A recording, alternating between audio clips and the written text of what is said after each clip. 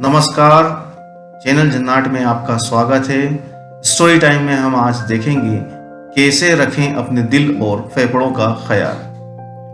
Corona होने के बाद सबसे ज्यादा ख्याल दिल और फेफड़ों का रखना पड़ रहा है। हो सकता है कि आपके जानने वालों में भी किसी के साथ ऐसा हुआ हो।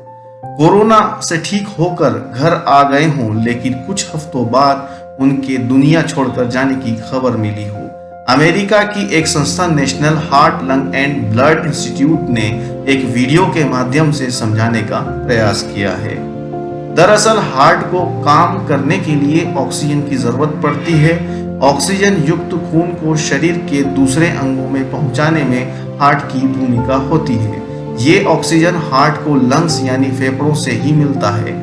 कोरोना वायरस का संक्रमण सीधे फेफड़ों पर असर करता है। कई मरीजों में ऑक्सीजन लेवल कम होने लगता है।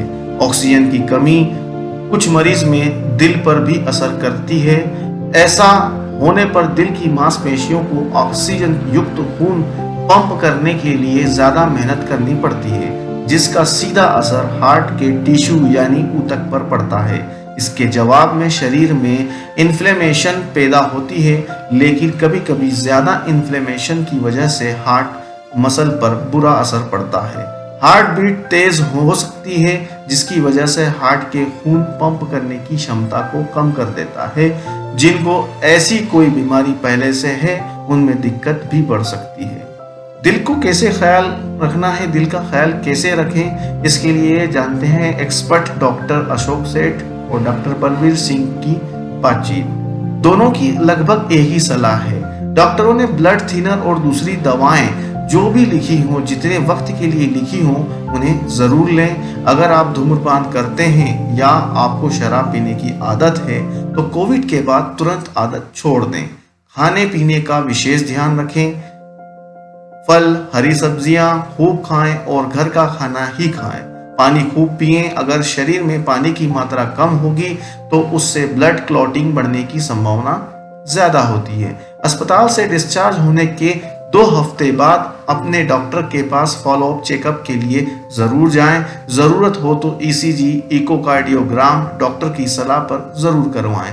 अस्पताल से लौटे मरीज धीरे धीरे मॉडरेट एक्सरसाइज ही शुरू करें। दिन भर बिस्तर पर लेटे लेटे आराम भी नहीं करना चाहिए। जब भी ठीक लगे आप अपने कमरे में जाएं और योगा करें और सोच को सकारात्मक रखें।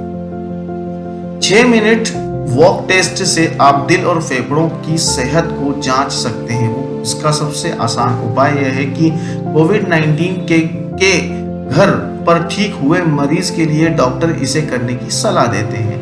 डॉक्टर बलबीर के मुताबिक इससे हार्ट सेहतमंद है या नहीं, यह आसानी से पता लगा सकते हैं। वहीं मेदांता अस्पताल के lung specialist doctor Arvind Kumar ने खुद इस टेस्ट को करते हुए एक वीडियो भी बनाया है। वो फेफड़ों की सेहत चेक करने के लिए इसकी सलाह देते हैं। इसे समझाते हुए डॉक्टर अरविंद ने बताया, इस वॉक टेस्ट को करने से पहले मरीज को ऑक्सीजन लेवल चेक करना चाहिए।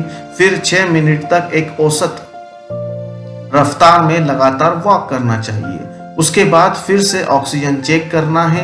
अगर शरीर में ऑक्सीजन के लेवल में गिरावट नहीं है तो आपका दिल और फेफड़ा दोनों ही सेहतमंद है। और अगर आप 6 मिनट तक वॉक नहीं कर सकते हैं तो जरूरी है कि आप डॉक्टर की सलाह लें।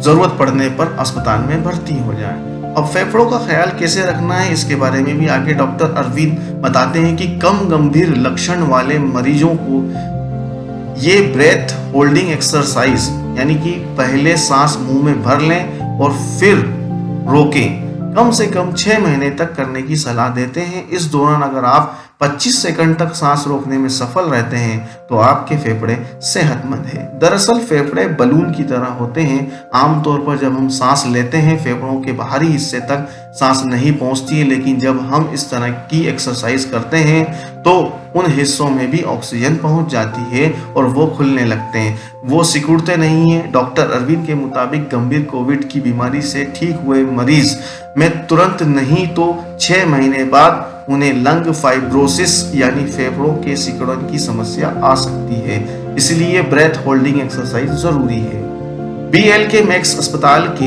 वरिष्ठ निदेशक डॉक्टर संदीप नायर कहते हैं कि सीटी स्कोर से भी इसका अंदाजा लगाया जा सकता है। फेफड़ों में कितना इन्फेक्शन है वो सीटी टेस्ट 7 दिन बाद ही कराने की सलाह देते हैं, लेकिन वो नेचुरल इलाज पर जोर देते हैं। उनके मुताबिक रोज योगा करना, ब्रीदिंग एक्सरसाइज करना चाहिए, रोजाना भाप लेने, गार्गल करने और मास्क पहने रखना सबसे ज्यादा जरूरी है। फेफड़ों को सेहतमंद रखा जा सकता है।